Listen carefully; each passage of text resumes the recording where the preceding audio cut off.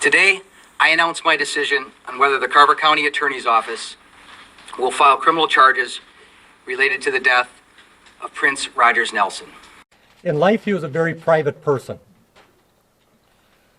We're going to continue to respect his privacy and his dignity and hope that you will do as well. And hope that you do as well. Good afternoon, everyone. Martha, M-A-R-T-H-A, Weaver, W-E-A-V as in Victor, E-R. It's Victor. J. Weaver, W-E-A-V as in Victor. There are some things regarding this investigation that I will not be able to talk about. Do you have a suicide note found? I am not responding to any kind of questions regarding what may have been taken. At about 9:43 yesterday morning, Jim Olson just stated the call was at 9:43 a.m., but if you look right here, you can see that Hennepin County Sheriff's Office incident report shows a time of 9:10 a.m. Not only that, Detective Meyer had this to say on 4/21/2016 at about 9 a.m. I received a telephone call from Sergeant Brunig who said he needed investigative assistance at Audubon Drive. He said that Prince Rogers, with a D, Nelson, was deceased. 9 a.m. Hastings said she and the two adult males arrived at Paisley Park around 9 a.m., approximately 45 minutes before the 911 call. So this lets us to know that there are actually two investigations, one into Prince at Paisley Park Studios, the other one into Prince Rogers Nelson at the residence. Here's something even more interesting. Dr. Schulenberg testified that when he went into work at around 8:15 a.m., he texted Kirk to see if he was still in town. And Kirk said, "I'm here waiting for him to wake up to give him something to take the edge off." I'm here waiting for him to wake up to give him something to take the edge off at 8:15 in the morning on 4/21/2016.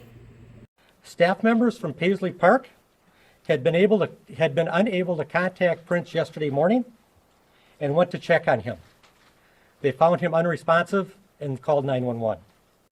Kornfeld had this to say about his arrival time.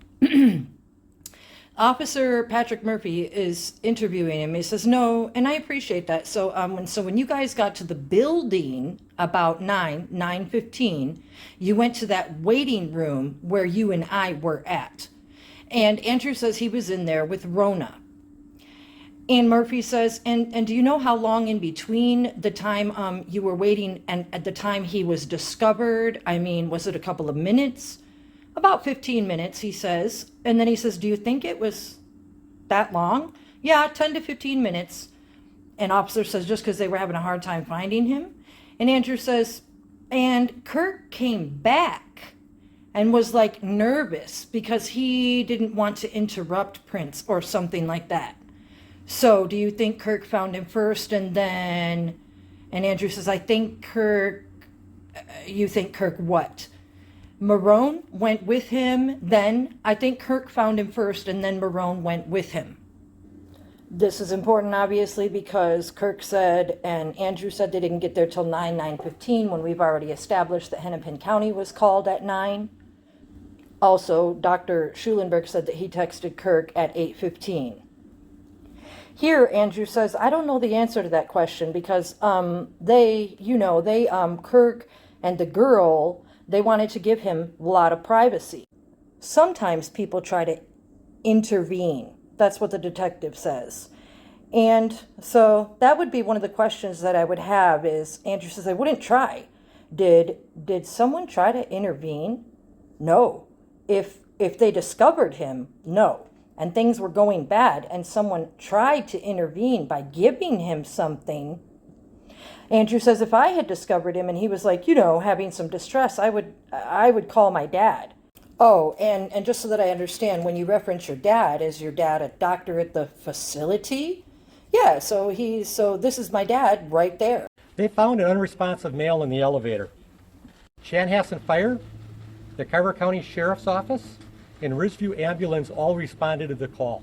That is our standard protocol, and it's not unusual at all for us to have everybody respond to a medical like that. That is our standard protocol, and it's not unusual at all for us to. That is our standard protocol, and it's not unusual. Not unusual at all that when Shirley and Emily Colstock during the 911 call are talking, Emily picks up the phone and says, "We're going to get everybody. Go ahead with the transmittal, sir." And then she says, "Dispatch, Kaylee." And she says, "Yeah, Kaylee, this is Shirley at Ridgeview. You can cancel anybody going to Audubon. Confirmed DOA." Not unusual at all. It is not unusual at all. Because this was an unwitnessed death of a middle-aged adult, the decision was made to process the scene. That is also normal protocol. It is not different from what we normally would do. That is also normal protocol. It is not different from what we normally would do.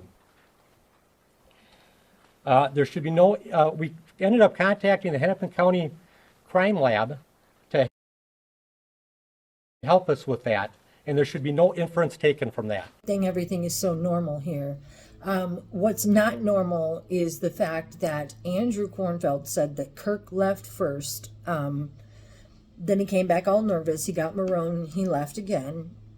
And then Andrew confesses that he heard a scream and ran to that area, and that's when he called 911. However, take into consideration that this is what Fire Chief Johnson had to say when he got to the elevator. Why would the elevator door be closed?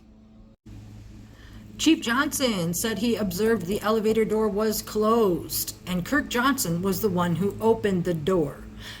I'm curious if any of you are wondering why the elevator door would be closed when Kirk Johnson had already found Prince and then went running back to get Marone. So, again, 2 investigations. There were no obvious signs of trauma on the body at all. Okay.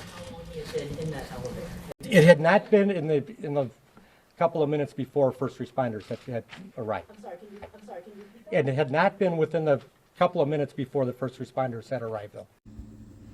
Right here, Johnson said when he pulled Prince out of the elevator, Prince felt slightly rigid. The paramedic told me he observed signs of rigor on Nelson's body, which indicated he had not died recently. Detective Hastings, who was one of the first on the scene, said Nelson was lying on his back with his feet near the door. He said, "I noticed Nelson's right arm appeared to be stiff as it remained in the same position as he was moved on the floor." If you follow the investigation or looked at any of the pictures, you know that the body was infamously photographed on the carpet. Now listen closely.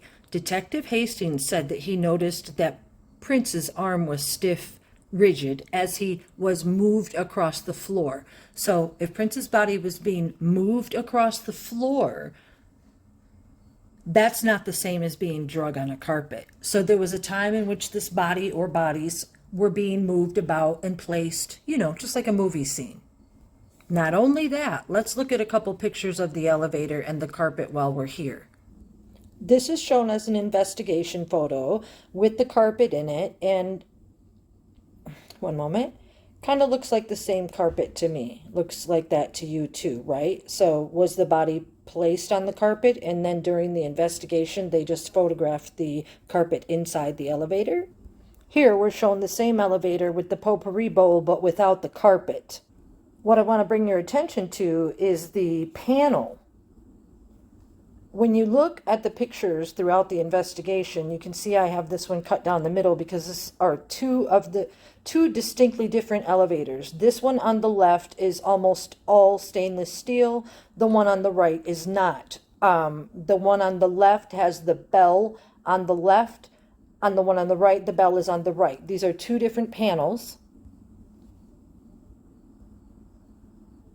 And this elevator that's shown surely is not stainless steel throughout like the other one. Not only that, there's a carpet outside of this elevator, not inside. Here we're shown the body on the carpet, on the blue carpet. You see the carpet is on the blue carpet. Here it's in the elevator. Here it's outside the elevator. Stainless steel elevator, not stainless steel elevator. Both the body, the carpet, the elevator, everything has been moved. It's all contrived and it's all a cover-up. You said the staff members were inside the home. Yes. Were they there before he collapsed in the elevator? Is there a timeline for how long he may have been home by himself? Do you have any of that information so far? They were trying to reach him yesterday morning, and were unable to reach them. Reach Prince. So they responded to Paisley Park to look for him and found him unresponsive in the elevator. Do you know when the last time he was seen alive and at what point he had retired for the night at the house? The information we have right now is that he was last seen about 8 o'clock Wednesday night. Where was that? At Paisley Park. She had been dropped off. Jim Olson just lied and said Prince was dropped off. He was not dropped off. Ray Roberts, the chef from People's Organic, said that he was there at 7:45. Let's check out what he had to say.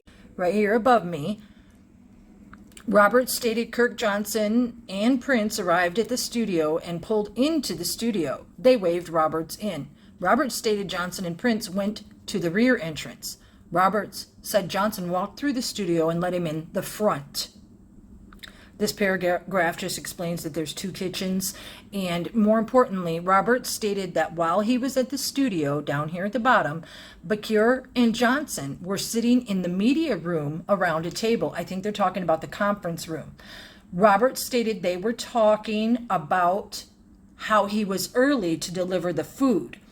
He said that Marone had asked him to be there around 8, but he was early at 7:45, and they were upset because he saw Prince arrive at the studio. This is why there are two addresses, main entrance and back entrance. This is the main Paisley Park entrance. Here, the main entrance is marked. That's what I just showed you, Paisley Park Studios.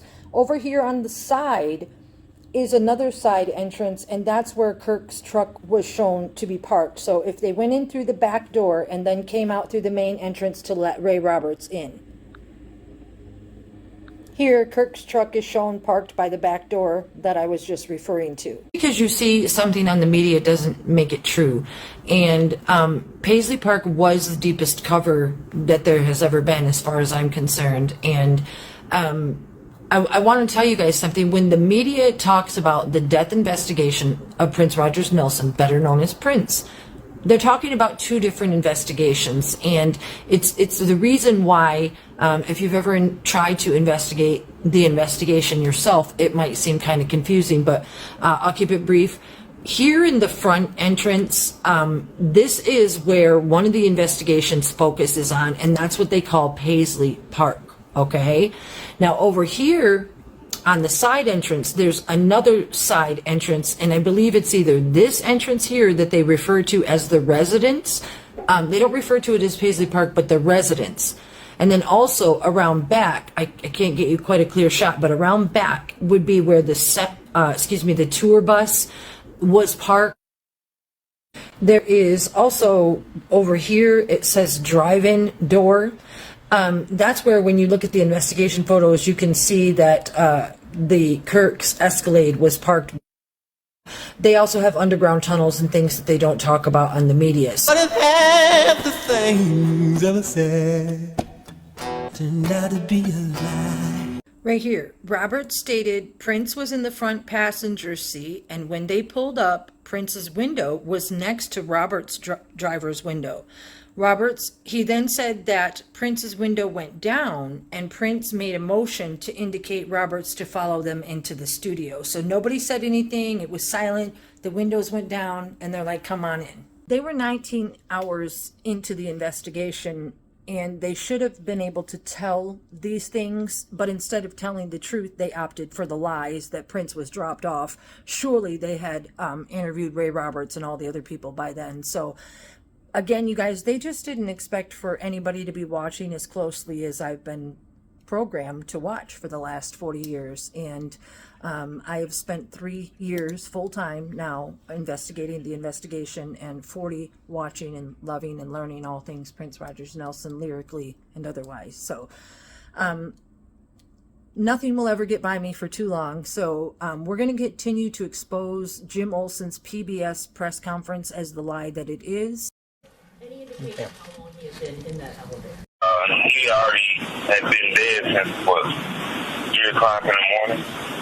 And they wait for some doctor to get there at 9:30. And then doctors started to try to resuscitate him.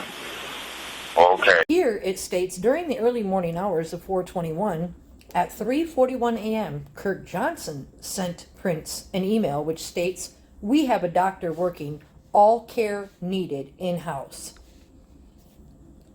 Time for a recap. So, based on Jim Olson's opening statements, his staffers from Paisley Park were unable to reach Prince, so they responded to Paisley Park. They found him not breathing in an elevator, called 911. Then the ambulance was canceled because the patient was DOA. There's a couple of different entrances, a couple of different elevators. Even though Kirk and Marone and Andrew found Prince first, they opened the door for Fire Chief Johnson when he got there. The body is both on and off the carpet. The carpet is both in and out of the elevator. Chris Gaither, the full-time bodyguard, said that Prince had been dead since 3 a.m. and they waited till about 9:30 in the morning to get a doctor to come and help try to revive him. So, okay, Jim Olson. When you say no obvious signs of trauma, what does that mean? Like, what would be a sign of trauma? Like, what is it that you're clearing? Well, a sign of trauma would be some sign of violence or something violent had happened. There was no sign of that at all. Sheriff, you said there were signs that he did collapse at the elevator. Was there any signs that he may have hit his head, or was it just a simple collapse? There was no obvious signs of trauma to the body. We ended up contacting the Hennepin County Crime Lab to help us with that, and there should be no inference taken from that. It's not unusual for them to come out and do those types of calls. Not unusual. I feel like all the reporters are asking about, trying to figure out how long the body had been in the elevator and whatnot. And Jim Olson keeps saying there's no obvious signs of trauma. That obviously is a strange statement to make, but the reason I believe he's making it is because if you look at the Midwest Medical Examiner's statement, what it says right here is place of death, residence, date of injury unknown, place of injury, residence, address of injury, residence. My point is this. It goes on to say how the injury occurred was the decedent self-administered fentanyl. That is a far cry from accidentally taking hydrocodone.